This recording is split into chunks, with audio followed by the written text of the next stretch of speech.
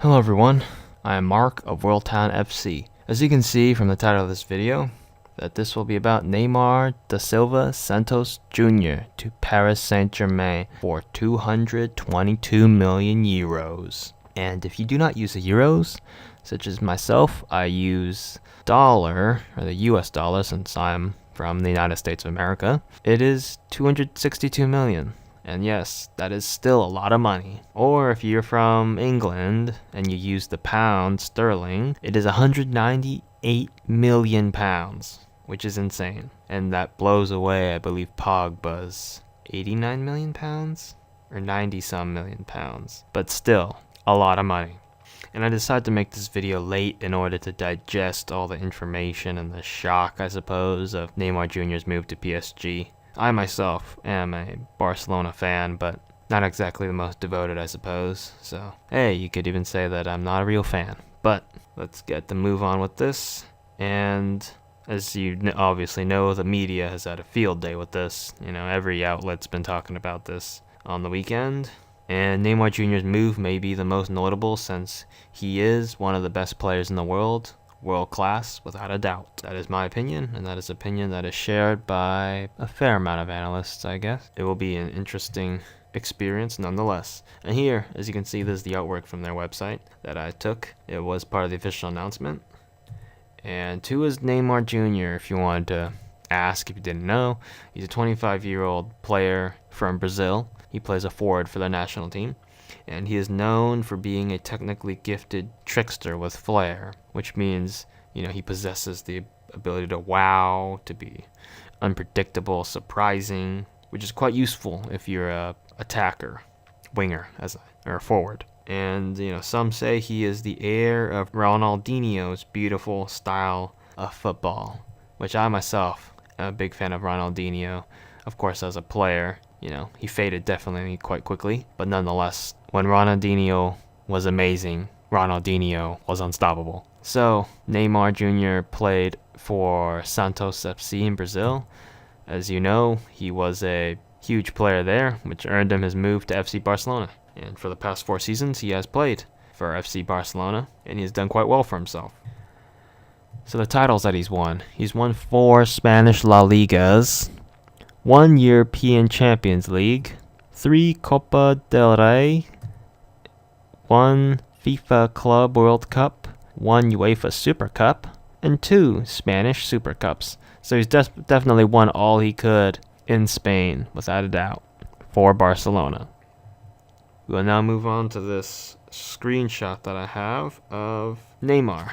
And he has won, this is the FM 2017 Football Manager screenshot of Neymar Jr. And as you can see, 20 dribbling, amazing technical ability, technique as well. A 20 flair off the ball, 19, so it's very threatening.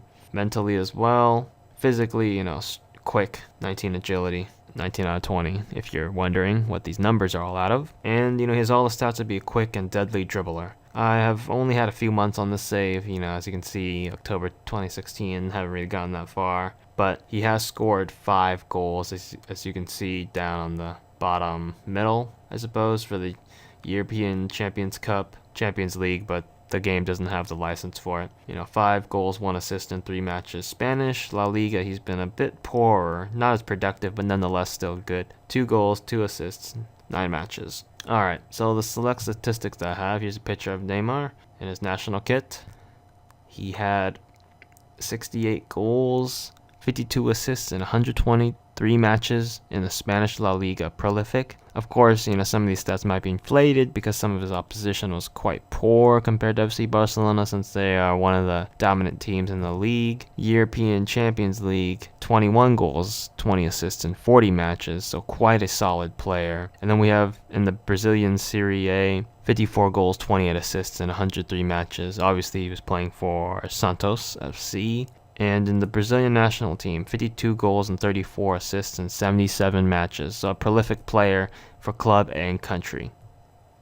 So that 222 million euro transfer that everyone's been talking about, I just have pictures of euro bills that I got from Wikimedia Commons. I was interested in what the euro looked like, and I guess this is what the euro looks like. So this was announced on August 4th, 2017. Supposedly, Neymar Jr. himself initiated the 222 million euro release clause in his contract, which is something they do in Spain. I never knew you could do that. But then again, I'm not myself not that educated in the Spanish La Liga. Paris Saint-Germain supposedly pays him 289 million euros to be ambassador for the 2022 World Cup in Qatar. And this is stuff that I read from NBC News Sports. They themselves admit that these are rumors, so who knows if this is true or not. But this is quite a fascinating story nonetheless. And for a quote that I got from Neymar during his announcement, he wanted a new challenge. And the quote is, quote, "What most motivated me to join my new teammates is to help the club to conquer the titles that their fans want." End quote. Obviously what he's saying is PSG wants to win the European Champions League, as well as, sweeping the domestic cups and the Liga. Alright, so my thoughts. I have 5 points to get through. Hopefully this will be quick. And the first one is Neymar can do whatever he wants. He's a man, obviously, in the pursuit of great glory. He wants to win the Ballon d'Or. He wants to be recognized as the winner without Messi. Lionel Messi, obviously, his former teammate, Suarez in FC Barcelona. He, as many analysts have said, Neymar suffers from being in the shadow of the great Messi, the most unstoppable player of his time. Some say even the greatest in history. I won't go as far. I would definitely say he is probably the best player at the moment of his generation as well, if not the best. But this is all up for debate, and I do not want to get into that at the moment. And, the salary, which is rumored that Neymar will have, is insane. 30 million euros after taxes. Yes, after taxes.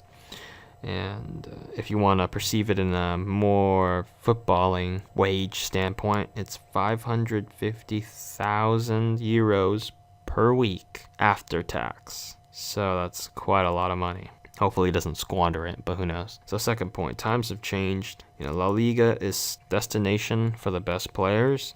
As you can see in Real Madrid, Cristiano Ronaldo, Gareth Bale, Benzema, James Rodriguez. Obviously, James Rodriguez doesn't play, but he doesn't play there now, but he did play in the La Liga.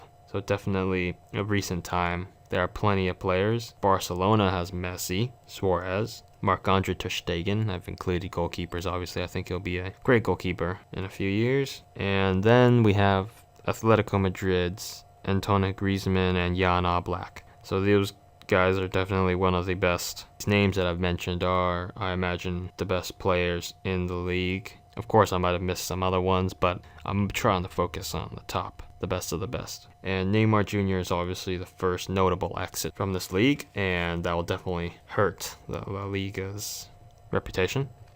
And third, what is next for La Liga, FC Barcelona, and Paris Saint-Germain? La Liga's lost one of its future stalwarts in Neymar Jr. He was only 25, and he still had at least 5 more years in Spain if he wanted to stay, and didn't want to stay, as we can see. FC Barcelona needs to rebuild. I don't know what they're going to do. I hope they do something. They shouldn't squander the money. But then again, as in recent history, their transfer policy has been pretty garbage, and most fans will also admit that. Of course, politics is involved with that club and in many clubs in Spain, so it's a mess. But, you hope that FC Barcelona doesn't squander 222 million euros, because that's a big deal. World record transfer. And Paris Saint-Germain obviously needs to reach Champions League after blowing a lot of money, and they will have to win the domestic cups and then win the Liga, which is their domestic league in France. And fourth, transfer fees will be inflated even more. 222 million euros flood into the market. We all know that will cause inflation, because in recent history, the English Premier League has been dumping hundreds of millions of their TV money into the transfer market, which has caused the fees to increase quite a bit, especially if you're a buyer from England, or if you're a big team in Europe. The fees are just going to be insane. So be prepared for some wild dealings in the future. And I've heard from various podcasts and speakers that are well known, such as the Front Three. Great podcast if you want to enjoy some English guys, who specialize in football. They're journalists, obviously. So yeah, I learned a lot from that podcast.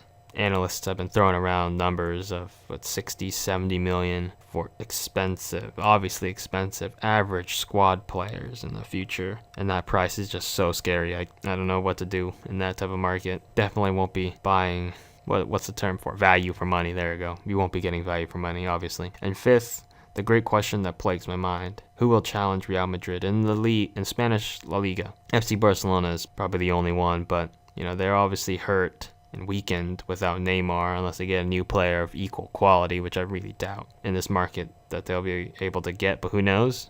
You never know. Atletico Madrid has shown that they can compete on their day, but they're not a guaranteed challenger. Sevilla is a dark horse who had the potential to challenge last season, 2016-17, but that didn't happen because they just died off from their quick start. But it's understandable because they play high-octane football, and it's well known you have high ups and low lows, and that's just part of the deal. What are we going to do, or what is going to happen in the European Champions League? Because Barcelona, without Neymar, they're obviously going to be depending on Messi and Suarez to carry. Atletico Madrid, what are they going to do? They'll probably have to rely on the defensive prowess once again and have Griezmann carry them. Probably not exactly the best plan, but that's just my imagination at work. Paris Saint-Germain will obviously have to depend on Neymar Jr., Verratti, and Cavani to carry. Manchester United is a dark horse. They'll have to depend on Lukaku and De Gea.